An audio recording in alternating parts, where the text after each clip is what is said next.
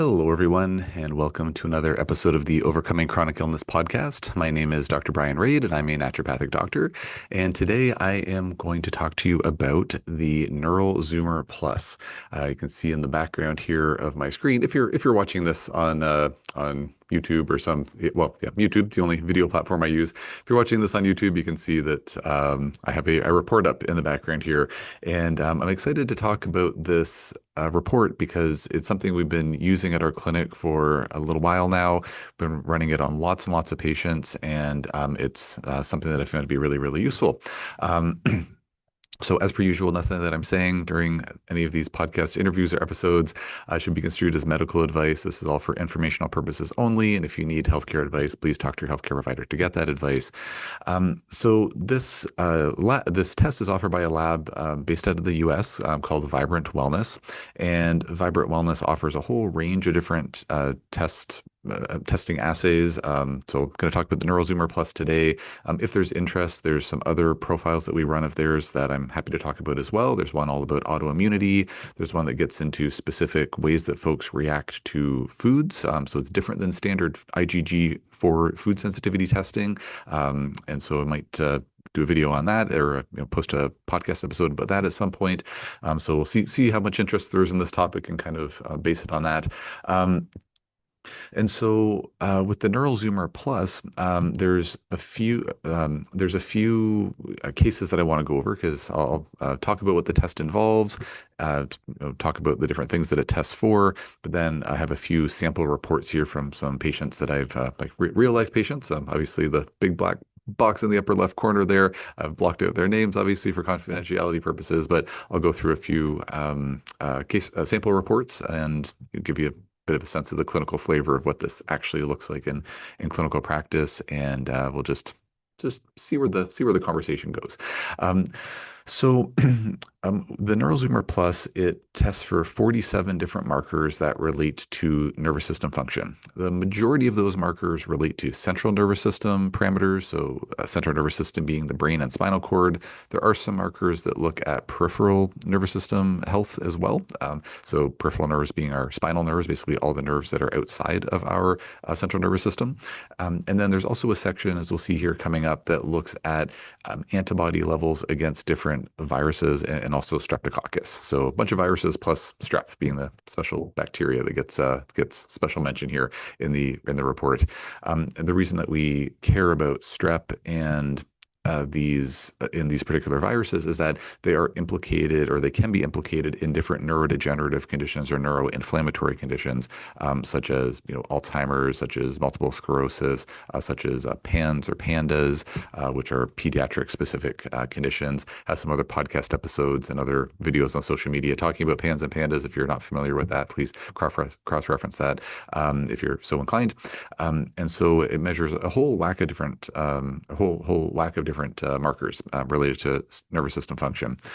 So as we can see here on the screen, I'm really hoping that my little picture of me is not blocking anything crucial here. So hopefully that's good. So I'll move things around a little bit, and if it's blocking, hopefully things will be unblocked if needed. Also, if you want to cross-reference one of these reports, you can just go to the Vibrant Wellness website, and they have sample reports of all the different tests that they do. Now, I do want to clarify that I have no financial interest or financial relationship with Vibrant Wellness. This is just a lab that we use for our patients.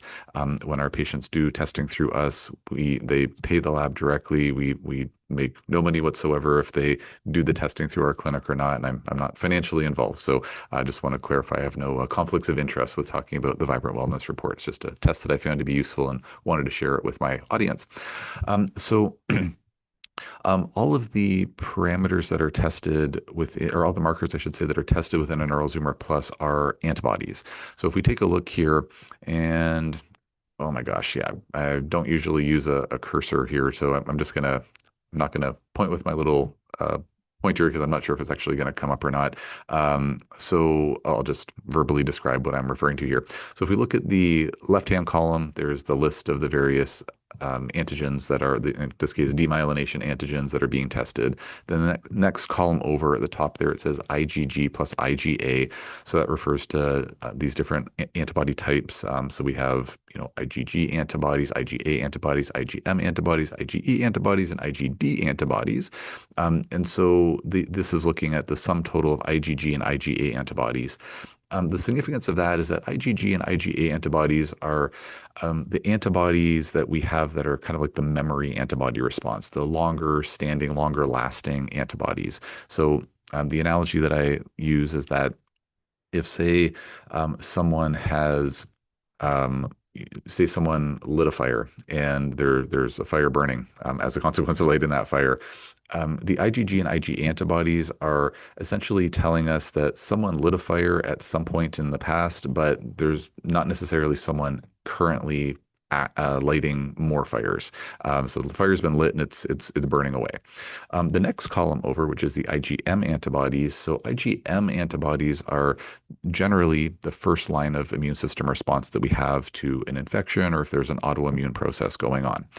So the IgM antibodies are really more indicative of whether there's some active fire lighting happening right now. So if there was, say there was a forest fire and we just hear that, like, well, there's a forest fire. Well, and that's all the information that you have. It's like the question is like, well, did somebody light that fire, days ago and it's been, burning ever since? Or is there someone that's actually that, say, lit the fire days ago and they're actually still going around lighting more sites of the forest on fire?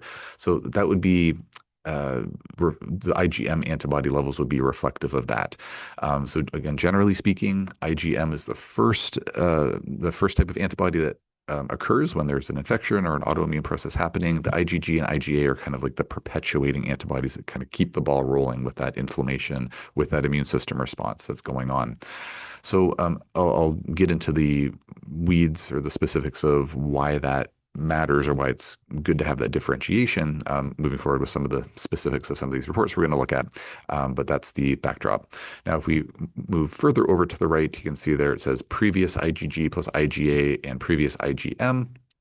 So there's nothing there because this is the first test that this patient had. So down the road, the plan is for this patient to do the test again, after a few months, maybe 3 to 6 months of treatment. Then we're going to look and see how those levels are looking, and hopefully we're going to see improvement. That's the plan. And of course, if there's not adequate treatment, or maybe if the patient chooses to not undergo treatment, or if some other factors conspire, of course, certain things could look worse over time. So one could use a NeuroZoomer Plus to as another metric to track how an autoimmune process is progressing, say something like multiple sclerosis, or how a neurodegenerative condition like Alzheimer's or Parkinson's is progressing. So, of course, we generally want those conditions to improve or at the very least stabilize. But of course, those are neurodegenerative conditions, so they can get worse over time. So when we're comparing the previous results to the most current results, then we're getting a sense of things getting better, getting worse, staying about the same. And the immune system, at least the memory aspect of the immune system, that IgG, IgA, that generally tends to move pretty slowly. So we, wouldn't really, generally speaking, wouldn't really expect to see a dramatic change in the levels of these antibodies in a short window of time. That's why we would generally want to wait, in my opinion, at least in my experience, like at least a few months before we'd want to retest antibody levels against X, Y, or Z agent or substance. So let me see. I think that's so the last thing I'll mention here before getting into some of the specifics here of this particular test result is that so at the end of a NeuroZoomer Plus report, there's a list of all the antigens that are tested for. So as we're seeing here, the antitubulin, anti-myelin basic protein, anti-myelin oligodendrocyte glycoprotein, et cetera, et cetera. And so this is going to tell us about all the levels that are the results for all the different antigens that were tested, whether they came back looking normal or they came back looking abnormal. The earlier, further up on the report, if you kind of look over to the right side there, you can see the slider bar on this PDF file is, say a little over halfway down the document. So further up, we can see that they actually summarize all the abnormal findings. So with this report, we'll just go through the the full list of antigens, so to give you folks a better sense of what the report actually looks at. Then for the next couple, we'll just look at the summaries to see, what actually came up. So they kind of categorize it or organize it a bit, which is handy and lets us go over things a little bit faster. It's nice to see this section though, I think, because it gives us a better sense of like all the different antigens that are tested for, and it also gives us a better sense of, to what extent are the any positive findings, like any, any non-control findings actually relevant. So, for example, here in this demyelination antigen section, there's the 6 different antigens that they test for. We can see that only one of them has come up positive, and it's quite mild at that. So overall, it does not look like this patient is dealing with, in my opinion, is not dealing with significant amounts of demyelination. So we're probably not overly concerned about, the integrity of their myelin sheath. As a point of reference, myelin is the essentially the sheath or the insulation that goes around many of our nerves, and that insulation allows for more efficient conduction of electricity down those nerves. So just like if you had a wire in your home, there's an insulation around it so that the electricity is not just flying off into the ether. You want it to not, set off sparks and set your house on fire, but then you also want it to travel nice and efficiently from, one end of the wire to the next, so that your light switch turns on or your laptop charges or whatever it is that you're working with. So with myelin, if there's a degeneration or degradation of the myelin, then that's going to lead to a compromise of the nervous system function. And the classic example of that would be multiple sclerosis, where there's an attack on the myelin sheath. So in this particular case, we can kind of look at this. So if we were just looking at the summary section, we saw like, oh, that anti-myelin proteolipid peptide, like that came back as, something came back there. It's like, oh, maybe I've got some demyelination going on. When we look at this in context with all these other demyelination antigens, like, well, maybe that's actually not such a big deal. And before moving on with this report, just looking in the top right corner there, let's just quickly talk about what the relevance is of these various numbers. So as you can see there, the reference range section in the top right corner. So green is generally good. Rare to see a report where green is bad. It's kind of funny because if you're feeling green, you're feeling sick. But anyways, it's all relative, or it's all contextual, I guess. So the green means in control. So any number that's less than or equal to 10 would be green, or any of the numbers that come up black are within the control. Moderate would be 10.1 to 2, or yellowish orange, and then anything above 20 would be red or in a risk category. So the reason that they frame it like this or phrase it like this is that because you might think like, okay, these are autoimmune antibodies, or antibodies against tubulin and myelin and these different things that are coming up, or that are listed here. So wouldn't any number be bad or problematic? Like, should we not have 0 of all of these different antibodies? And that's a really great logical question, but the answer is no. It is acceptable or normal to expect low levels of these antibodies in healthy folks, and we have sort of a comparator for that with just more standard labs. For example, if one was to go to, see their family doctor or nurse practitioner, naturopathic doctor, whoever, and like just get standard, say, anti-thyroid antibody labs, there's a reference range. So the range depends on the lab, depends on the marker. But say for anti-thyroid globulin antibodies, one of the labs we use, the reference range it's supposed to be less than 115. And if you're less than 115, that's considered normal. So in other words, when they do the test on healthy control subjects who have no thyroid issues whatsoever, their thyroid looks to be as healthy as possible by all measures. It's normal to have, say, like an 80, a 50, a 30, a 114. That's all considered normal for antithyroid globulin antibodies. So it seems kind of counterintuitive that a perfectly healthy person would be walking around with these antibodies that are geared at attacking the thyroid, but that's the way it works. Now, do the patients actually have those antibody levels, or is it more that the assay, the testing reagents are maybe cross-reacting with other things? And like these are details that I do not know the answer to, and because I don't know that that's been thoroughly explored, because I don't know how you would actually determine that in a at least in human controls, or in human subjects. But it is the punchline is that it is normal, it is expected for healthy controls to have very low levels of these, like relatively speaking, low levels of these antibodies. So just in case anyone was wondering, that's why 0 is not considered to be the normal baseline. Anything less than 10. So moderate being between 10.1 and 20. So sort of saying moderate, like, well, what's moderate? Well, they're referring there to say like moderate risk, or moderate possibility that this is causing a problem. So with these, many of these antibodies, when you do a deep dive into looking at what the research literature says about these antibodies, for a lot of them, they are either have not been studied outside of an animal model, just saying that like, oh, we had an animal model of, MS, and we found anti-tubulin antibodies in 30% of them or something like that. Or maybe there are some human trials that have been done, or human studies that have been done saying, we took blood samples on 100 patients with Parkinson's, and we found anti-dopamine receptor antibodies, but we don't yet know what the definitive clinical relevance is of that. So with this test, like with the NeuralZoomer Plus, now, and then there are some markers that they test for that have been very well studied. So with the NeuralZoomer Plus, there are it's the way I sort of the way I conceptualize it is that they're casting a very broad net.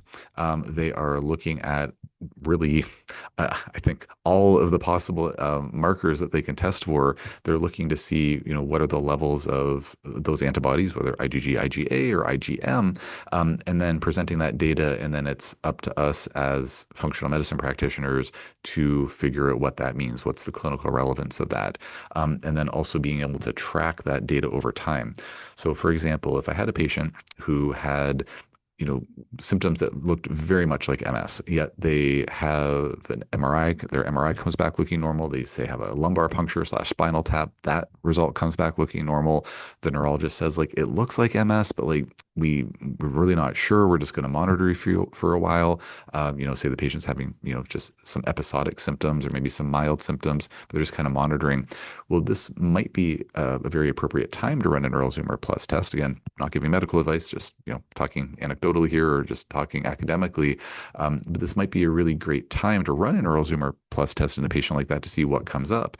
And if this demyelination section comes up, lighting up like a Christmas tree, or maybe not like a Christmas tree, but if we saw, a bunch of orange in the, IgG, IgA, or IgM section, say like, well, that's not super high levels, but we probably shouldn't be seeing those demyelination antigens. So for example, this patient has a diagnosis of Parkinson's disease. So Parkinson's, being a loss of dopaminergic nergens in the substantia nigra region of the brain, and nothing really directly to do with demyelination at all. And so with him, even though his symptoms have, progressed to a certain point, and thankfully is, doing quite a lot better clinically with treatment, which has been great. Despite that fact, despite the fact that there is this neurodegenerative picture, like his demyelination antigens really look very uneventful. Almost everything is black. There's just a very low moderate there at an 11.8. So if there was, say, a person who's, say she's in her 30s, she's having some classic symptoms of MS, this all the MRI and everything looks normal. And then she comes back with, say, a bunch of like 15s or 18s, or, maybe some low 20s in the demyelination section. I'd be thinking like, this is probably really relevant. This test is probably, it seems to be picking something up that, the MRI hasn't quite caught up with yet. There hasn't been enough damage yet or demyelination to actually pick up those white matter lesions on the brain or on the MRI. But this test could be really useful in a case like that. And then where it would be further useful, in my opinion, or in a scenario like that, would be that with treatment, so let's say we started on some anti-inflammatories, some immunomodulators, some things to help support the function and integrity of myelin, or the synthesis of myelin, etc. Then she's like, hey, I'm feeling better. Well, I wonder how my brain's doing. Well, the MRI is not going to be helpful in that case because it didn't show any problem in the first place. So a follow-up MRI could, of course, show whether or not things had progressed despite her feeling better in this hypothetical scenario. But you're not going to use a follow-up MRI to track progress because it already looked good in the first place. She's not going to go in for a follow-up spinal tap because everything looked good in the first place, and they don't follow up with spinal taps anyways for tracking progress. Very invasive, and try to minimize those as much as possible. But doing another NeuralZoomer Plus could be really useful, in my opinion, likely would be very useful in a case like that, because we can see, hey, are these antibody levels coming down? And I know if it were me, if I had those, MS-like symptoms, I would be wanting to treat until my NeuralZoomer Plus looked 100%, because I would not want those antibodies to be present at all in my system. So that is the backdrop for the NeuroZoomer Plus. I will now move through the markers here for this particular patient and give you a better sense of all the things that are tested for. So, with the so the first section here is the demyelination antigens, as already discussed. The next section here is looking at blood-brain barrier disruption. So the blood-brain barrier, as I'm sure everybody knows, is that junction between the bloodstream and the cerebral spinal fluid, the fluid that bathes the brain and spinal cord, the central nervous system. What folks may not know is that, like what's so special about the blood-brain barrier? Like, how does that work exactly? And just to give a little bit of insight there. So my understanding of it is that our all of our endothelial cells, so the cells that line our blood vessels, they're connected by these proteins that form what are called gap junction proteins, and they, of course, keep things pretty tight together because otherwise we'd just be oozing blood into our insides through our arteries and veins and would be a big mess and would not be good, would not survive very long. Um, Whereas at the blood-brain barrier, and I'm blanking on the exact numbers here, but I think it's something like 10 to 30 times more. The junctions are 10 to 30 times more tight, or something like that. It's like a markedly greater amount of tightness between those blood vessels. So it's much harder for things to get in and out of the cerebral spinal fluid, which makes sense because the brain is very important and very sensitive to toxins and various things like that. So we want to make sure that it's not getting easily exposed to infections and metabolic waste products and impurities from the environment and things like that.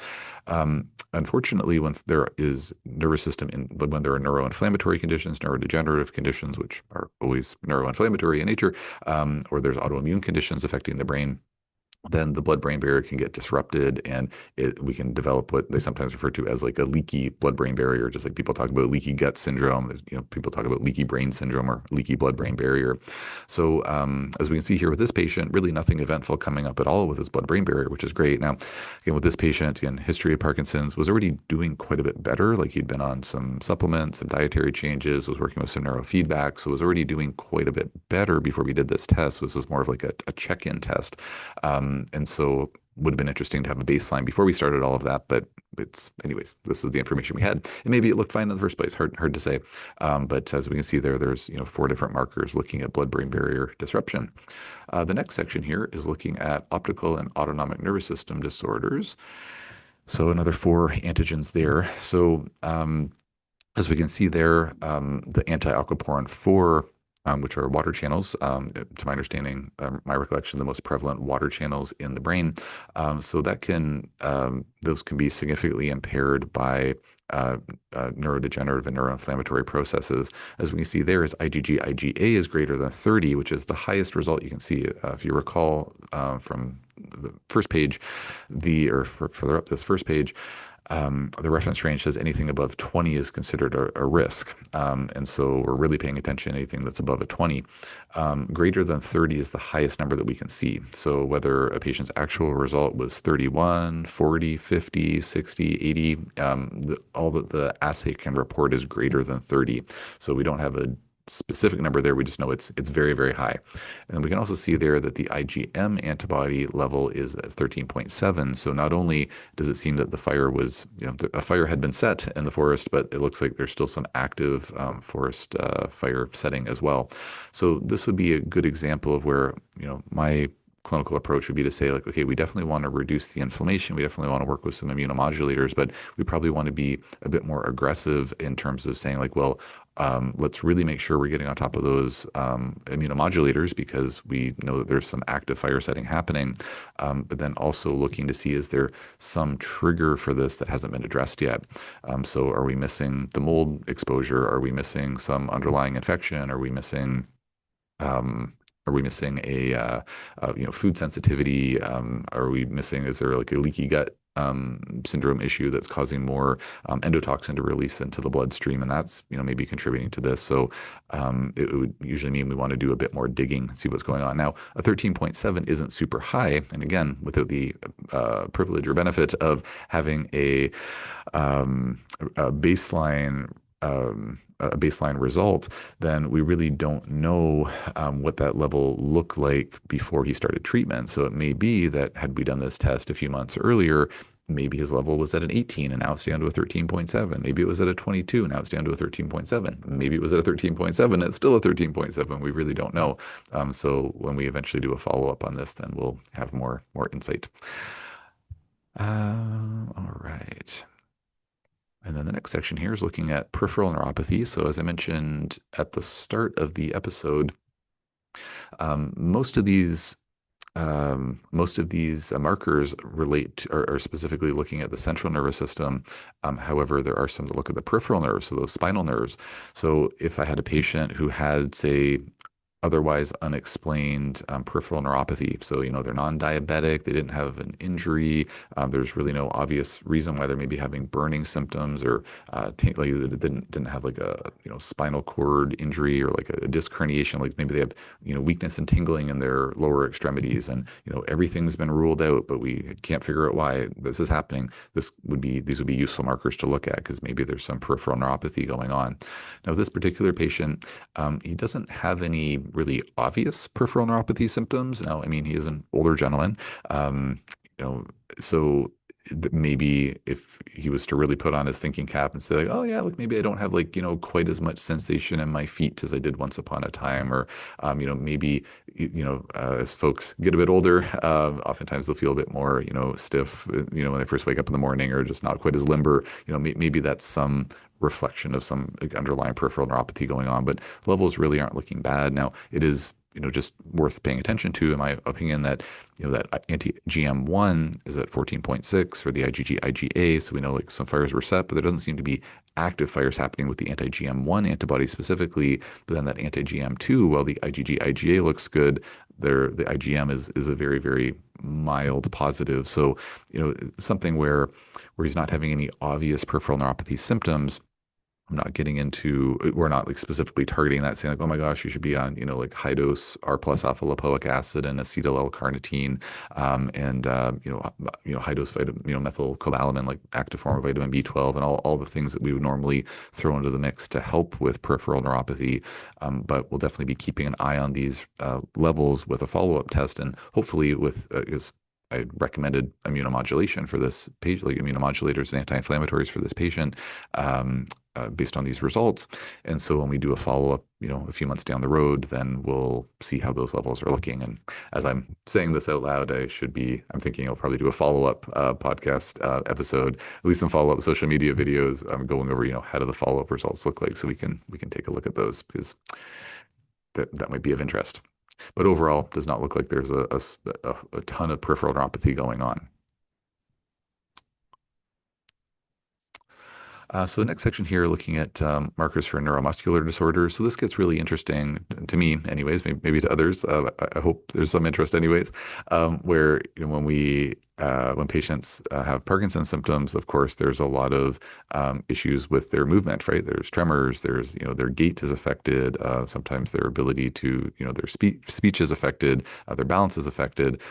So we think, well, yeah, that sounds neuromuscular, and yet we look at this patient and we see that like, nope, that's all. It really looks very uneventful. Some very, very mild positives there, but really nothing major coming up. And then of course, when we know it's Parkinson's, well, of course it's a dopamine related issue, and the loss of dopaminergic neurons is what's going to drive those symptoms. We can see on a neuromuscular level, everything is looking really good. Now, the next patient's results that we'll look at here, this patient actually has some notable levels of, I believe it was the anti-voltage gated calcium channels. Might be potassium. I'm pretty sure it was calcium. Maybe it was potassium. I can't remember now. Anyways, with this other patient who has an MS, not this patient, but the next report we'll look at, is a patient with an MS diagnosis and has a lot of neuromuscular symptoms that are just really, unfortunately, not responding to treatment. And we saw one of those channels lit up like a Christmas tree. I think it was the potassium, now that I think of it. So that was, seemed to be very, very relevant to his case. But with this patient, things are looking good. The next section here is looking at particular markers of brain autoimmunity.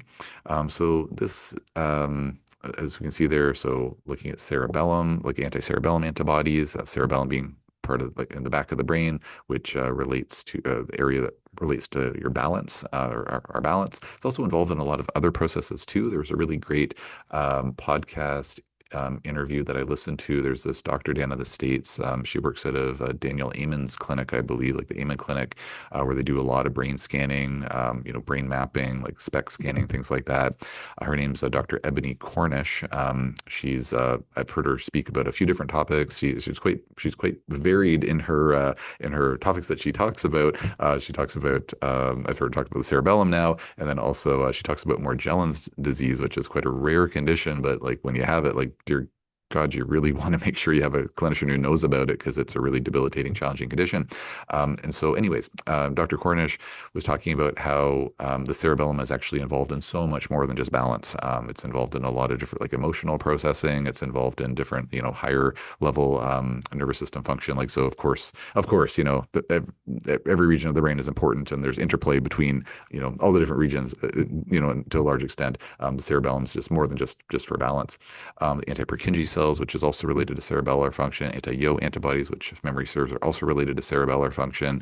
Then the anti-amyloid beta markers that relates to beta amyloid plaques, which can form, which are kind of a hallmark of Alzheimer's disease. So if we see those antibody levels coming up, then that's where we start to get a bit concerned that like maybe there's this neurodegenerative, some uh, pathophysiology that would potentially lead to dementia on the horizon. So the third report that I'm going to go over goes into um, uh, uh, well, we'll see those come up in the third report that I'm going to talk about.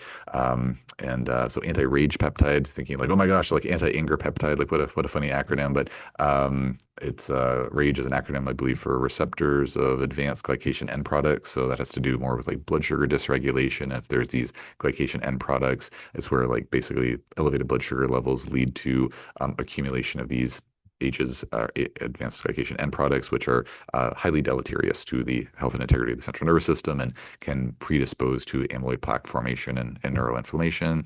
Anti-tau protein, so the tau is also part of those. Part of the pathophysiology of Alzheimer's, and then different neurotransmitter antibodies. So glutamate, which is a neurotransmitter in the nervous system, dopamine, of course, being a neurotransmitter, other elements here of related to like neurodegenerative propagation. So as we see here with this patient, overall, he's looking pretty good. I mean, there were some balance issues, which, with Parkinson's, that kind of goes with the territory in a lot of cases. But 15.6, it's, something to pay attention to, but nothing terrible with that anti-cerebellum protein, or antibodies rather. The anti-tau, it's like, okay, something where we're already getting on top of his brain health like white on rice. So we're going to hopefully see that anti-tau coming down because that is involved in the development of Alzheimer's potentially and down the road, and then the anti-rage peptide just being quite low. So generally speaking, he's doing a good job with his diet. He's again older gentleman, so blood sugar regulation gets a little bit harder as we get older, unless we're really being on top of things. But we're tweaking his diet a bit as well. It's work in progress, so nothing too crazy coming up on the brain autoimmunity section for him. Brain inflammation really doesn't look too bad with the anti-NDMA receptor, anti-AMPA receptor, anti-GABA receptors. So looking, pretty decent, all things considered. Again, it was already doing better before we did this test, so hard to say what it looked like at baseline, but looks pretty good. And then just moving on, oopsie-daisy. Moving on through with the more brain inflammation indicators. So yeah, some of these markers looking really good, but then seeing these anti-Casper antibodies, which is associated with neurodegeneration being quite high. And then really what, stands out like a sore thumb or sticks out like a sore thumb is these anti-dopamine receptor 1 antibodies, which are, as high as they can get, or like it's the highest reading you can get from this type of test, and then the anti-dopamine receptor 2 antibodies, also elevated to some extent. So those are numbers that we obviously are really interested in targeting. Now, it is good to see that the IgM antibody levels for both of those look really good. So those are nice and low within the control range. So suggesting that like yes, the fire was set, but there does not seem to be evidence of like ongoing additional fire setting. So that's really great to see. But yeah, we really want to track those numbers. That's really probably the most important thing to get on top of. The very last section here is looking at infection. So this is where it gets quite nuanced, and this is where it's also really good to look at the full report findings, not just what comes up on the summary, because here we can see, like, okay, the cytomegalovirus gly-B came back positive for IgG, but everything else for cytomegalovirus looks good. Or with Epstein-Barr virus here, we can see that the EBNA, the Epstein-Barr nucleic antigen, came back as a very mild positive. The viral capsid antigen came back as, pretty notable positive, and then everything else looks good. So when we see results like this, it basically tells us that, to my understanding, at least, and again, not medical advice, but it tells me that this patient has been exposed to the Epstein-Barr virus, but does not seem to have Epstein-Barr virus reactivation or chronic EBV, which is really great. So this tells he's been exposed, but it does not seem to be an ongoing issue. Same thing with the cytomegalovirus. We see his HSV1, so herpes simplex virus 1, which causes oral cold sores. HSV2 usually causes genital cold sores. There can be overlap between those, but that's the case. Looks like he's never been exposed to the herpes virus, which is good and kind of rare because over time, a lot of folks have been exposed at least to the HSV1 virus type. Just sometimes it just stays in dormancy for their whole lives and they never know it. But anyways, he's never had exposure by the looks of it. HHV6, HHV7 all looking good, and then streptococcus came up through the roof high. The relevance of the streptococcus being elevated for him, hard to say. There are some really interesting animal studies that have been done showing that the more strep an animal gets, the greater the risk of autoimmunity for their brains. And that's why, the condition pandas, pediatric autoimmune neuropsychiatric disorder associated with streptococcus, i.e. streptococcus triggers this autoimmune neuropsychiatric disorder in kids. So that's why strep can cause that, really what can be a very severe debilitating condition for kids. We don't really know definitively what the relevance of that is in adults. So I kind of look at this as saying, like, well, you've had strep, you have high levels of antibodies against it, and it might be something that is contributing to the pathophysiology, maybe, but it doesn't really necessarily change our game plan necessarily.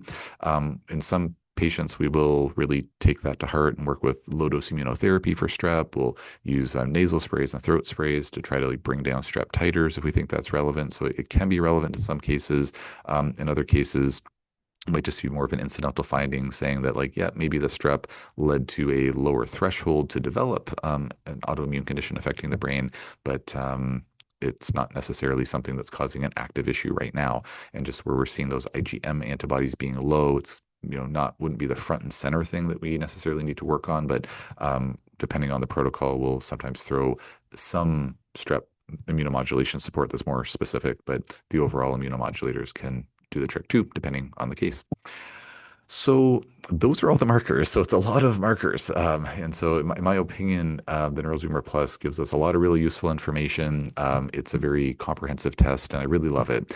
My one complaint about it, it's sort of a diluted complaint, but my one complaint about it is that it is a fairly expensive test, especially for us Canadians up here where our, it's a US lab, so it's in US dollars, and our Canadian dollar has been weak for many, many years now, unfortunately.